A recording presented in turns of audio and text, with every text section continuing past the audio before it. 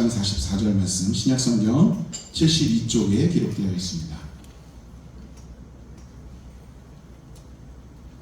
자, 우리 함께 한 목소리로 봉독하겠습니다. 너희 중에 누구든지 으뜸이 되고자 하는 자는 모든 사람의 종이 되어야 하리라. 아멘. 할렐루야. 우리 옆에 분하고 인사해 보시길 바랍니다. 주의 사랑으로 사랑합니다. 하나님이 우리와 함께 하십니다. 하나님 우리와 함께 하십니다. 네, 저도 여러분 사랑합니다. 네, 감사합니다. 하나님께서는요, 당신의 자녀들이며 백성들인 우리들에게 오늘 본문의 말씀에 보면 종으로 살아야 된다라고 말씀하세요. 근데 여러분, 이 종으로의 삶이라는 게 그렇게 쉽고 녹록하지 않아요. 참 어렵고 힘들죠. 그래서 하나님께서 그냥 너희들 종으로 살아야 돼, 종으로 살아라, 이렇게만 던져놓으신 것이 아니라 직접 인간의 몸을 입고 이 땅에 오셔서 그 종으로의 삶이 뭔지를 몸소 살아내신 거예요. 예수 그리스도께서 이 땅에 오셔서 분명히 왕 중의 왕으로, 만왕의 왕으로 오셨음에도 불구하고 그분은 종의 섬김의 삶을 사셨다라고 하는 겁니다. 자, 그렇다면 그분이 2000년 전에 종으로의 삶을 사셨다. 그럼 오늘날의 우리들은 그래서 그분은 종이다 라고 이야기하나요? 아니죠. 아마 예수님을 제대로 아는 분들은 아마 누구도 그분을 종이라고 부르지 않습니다. 그분은 여전히 오늘날에도 우리에게 왕 중의 왕, 만왕의 왕이신 거예요. 자, 그렇다면 그 주님이 가지고 계시는 그 왕권, 그 왕되심, 그건 과연 어떻게 주어진 것일까? 그분의 신분으로, 그분의 지위로 거저 주어졌을까? 물론 우리 예수님은 그러셔도 무방하신 분이잖아요. 그죠? 근데 예수님은요, 이 땅에 오셔서 그 종의 섬김의 삶을 사심으로, 그 위대한 영적 삶을 살아내심으로 그분 스스로의 그 왕권을 더욱더 빛나게 하셨다는 거예요. 자, 이러한 주께서 우리들에게 허락해 주신 그 위대한 영적인 삶을 하나님께서는 우리들에게도 살라고 말씀하고 계시는 거죠. 우리가 예수 그리스도를 본받아 살아가야 되는 그리스도인이기 때문에 그리스도인으로서 그 위대한 영적 삶을 살아내라. 자, 이것이 바로 오늘 주께서 우리에게 주시는 중요한 메시지입니다. 근데 그 위대한 영적인 삶이라고 하는 것이요, 누군가가 나를 얼마나 많이 섬겨주느냐, 내가 누군가로부터 얼마나 많이 추앙받느냐, 이거로 결정되어지는 것이 아니라 도리어 내가 누군가를 얼마나 섬기고 있느냐, 내가 누군가에게 얼마나 위로를 주고 있으며 그 사람을 내가 얼마나 높이고 있느냐로 결정이 되게 된다라는 거예요. 여러분, 예수님께서 그 삶을 우리에게 사셨기 때문에 그 종의 섬김의 삶, 또 그 위대한 영적인 삶을 우리도 살아내기 위해 노력해야 한다라고 하는 것입니다. 사실 그 종의 섬김의 삶이라고 하는 것이요, 그 삶을 살아내는 데 있어서 뭐 달란트나 은사나 대단한 능력치나 이런 게 필요한 게 아니에요. 종으로의 삶을 사는 것에 있어서는요, 그 삶을 살아낼 수 있는 성품이 필요할 뿐인 거예요. 그러니까 이게 무슨 말씀이냐면, 누구라도 우리가 결단하고 도전하며 나가면 살아낼 수 있는 삶이다 라고 하는 거죠.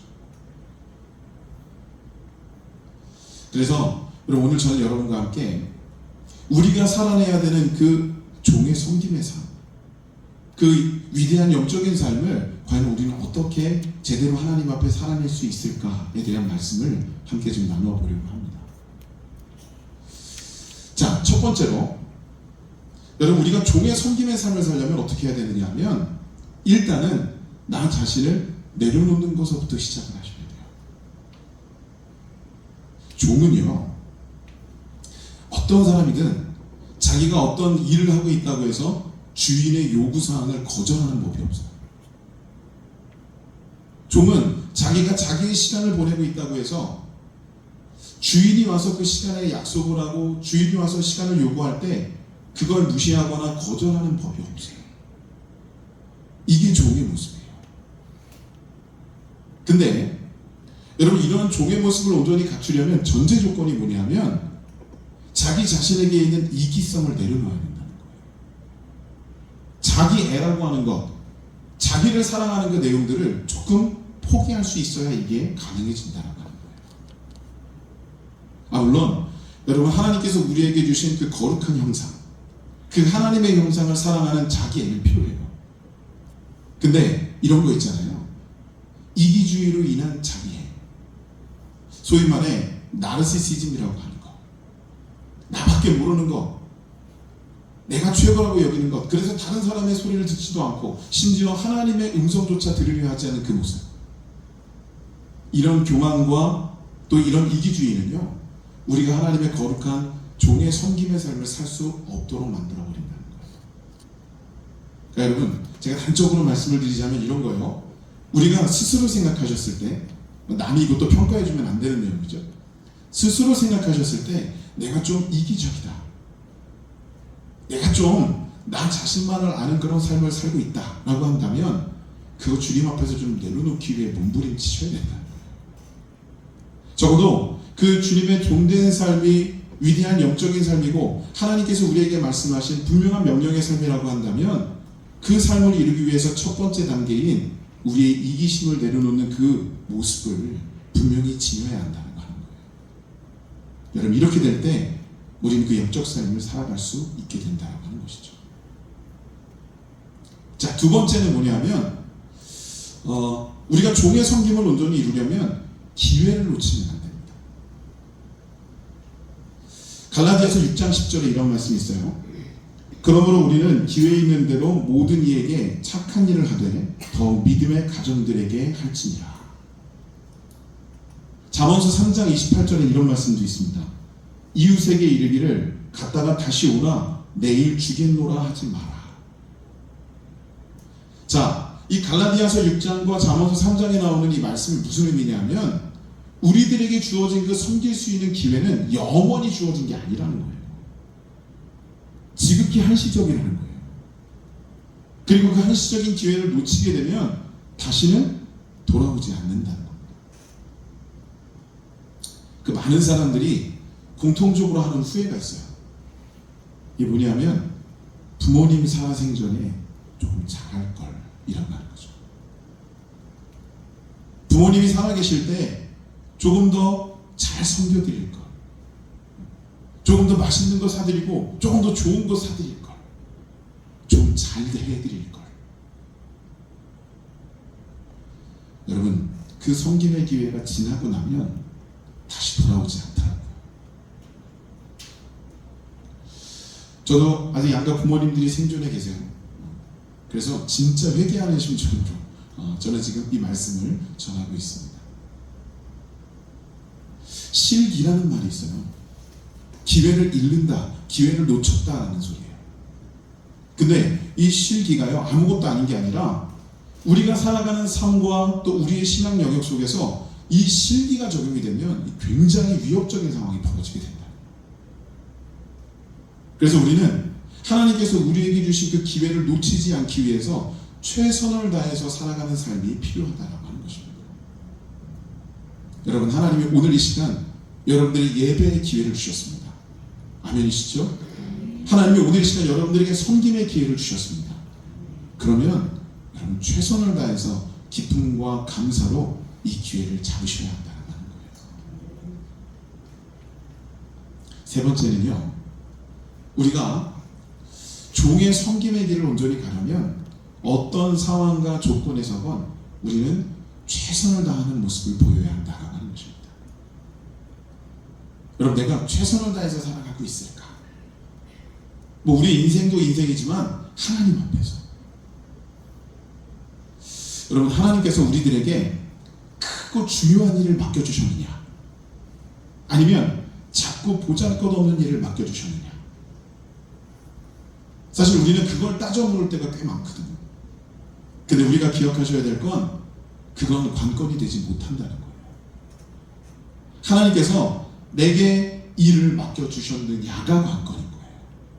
그게 큰 것이건 작은 것이건 간에 내게 크고 비밀하고 중요한 일을 맡겨주셔서 그 일을 최선을 다해서 감당하듯 그 큰 일에서부터 작은 일에 이르기까지 하나님이 주신 그 일을 우리는 최선을 다하여 이루어내야 된다라고 하는 것입니다. 여러분, 이게 진정한 섬김으로 연결될 수 있게 된다는 거예요.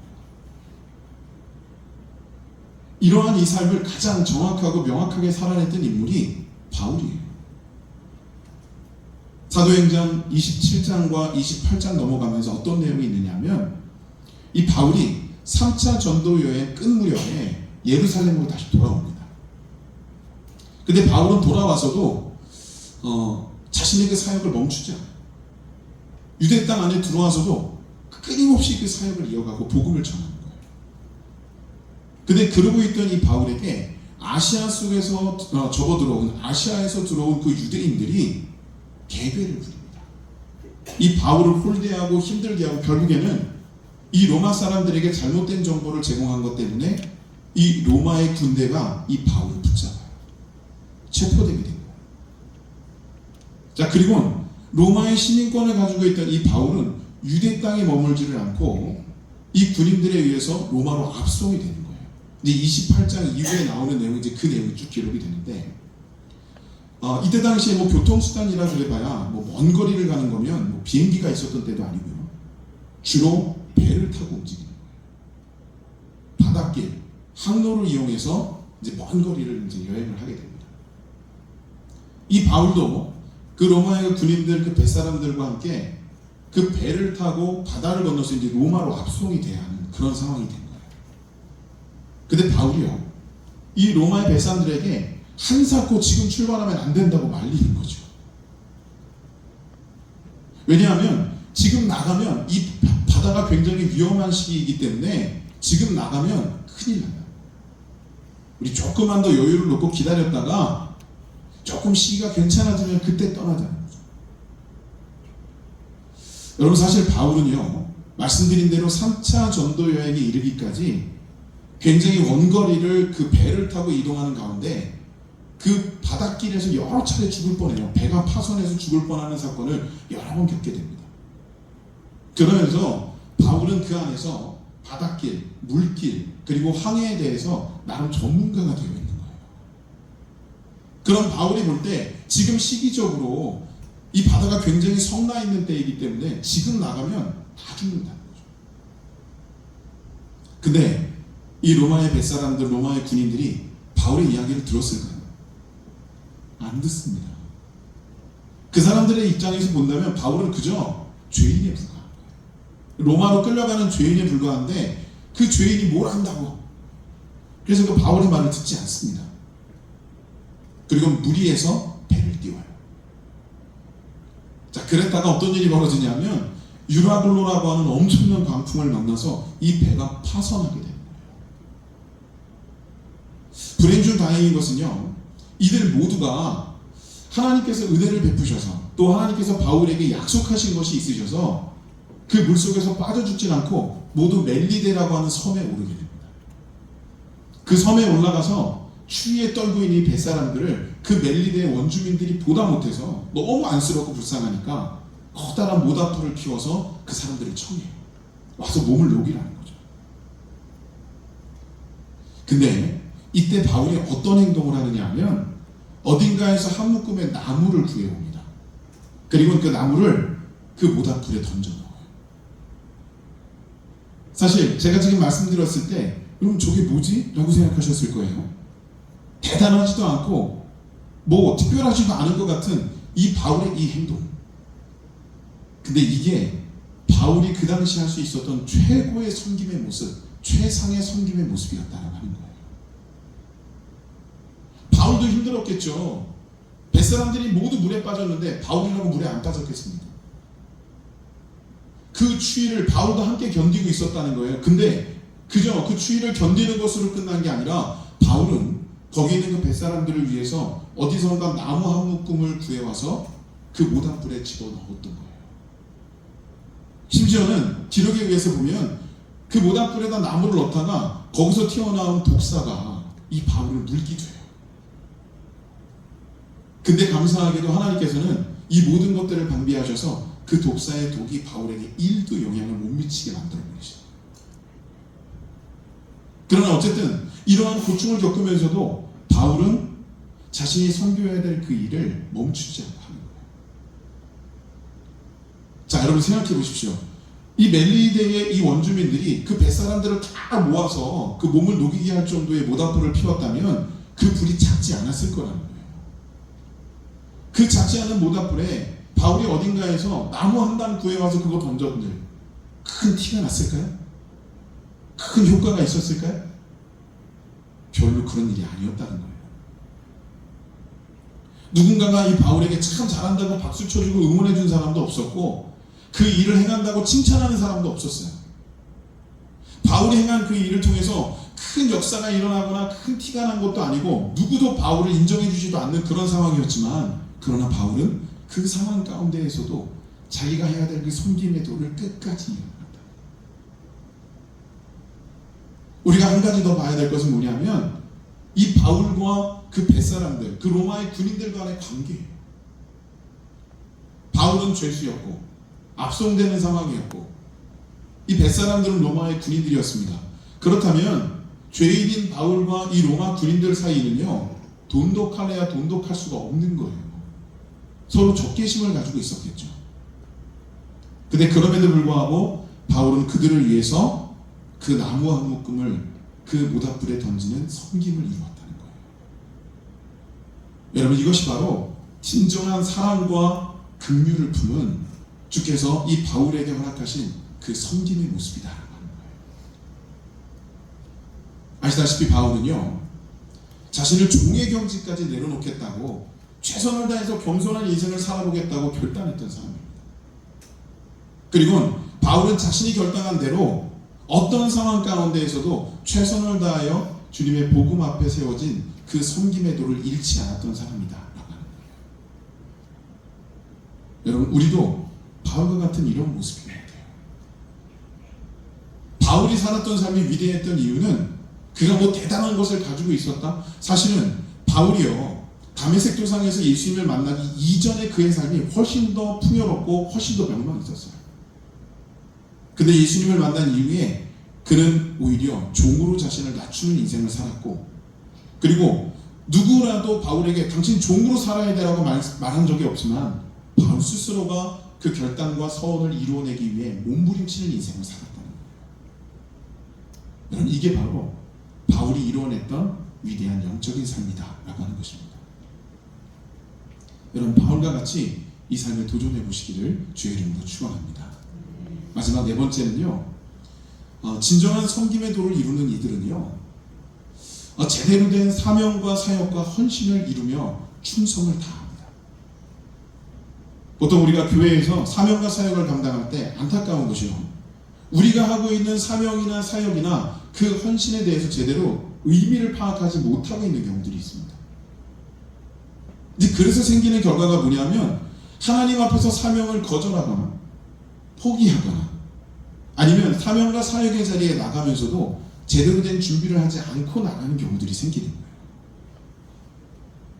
네, 여러분 꼭 기억하셔야 될 것은요, 우리의 사명과 사역은요 이 한 공동체를 위함이거나 어떤 한 개인을 위함이 아니라 하나님을 위하여 하는 거예요. 여러분, 우리가 바라봐야 될 대상이 그 사명과 사역 가운데 하나님이시라는 거예요. 이 대전제만 가지고도 우리는 얼마든지 하나님 앞에 최선의 충성을 다해야 되는 이유가 된다라고 하는 것입니다. 우리가 하나님 앞에 이 사역과 사명을 최선을 다해서 이루어내는 그 모습 자체가 하나님을 섬기는 모습이 되는 것이다 라고 하는 거예요. 여러분, 교회 안에서 우리가 사역을 감당할 때도요 그 사역이 하나님께 나아가는 것이다 라는 것을 기억하시고 최고의 준비를 하시고 또 최고의 노력을 구가하시면서 그 사명과 사역을 감당하셔야 된다라고 하는 거예요.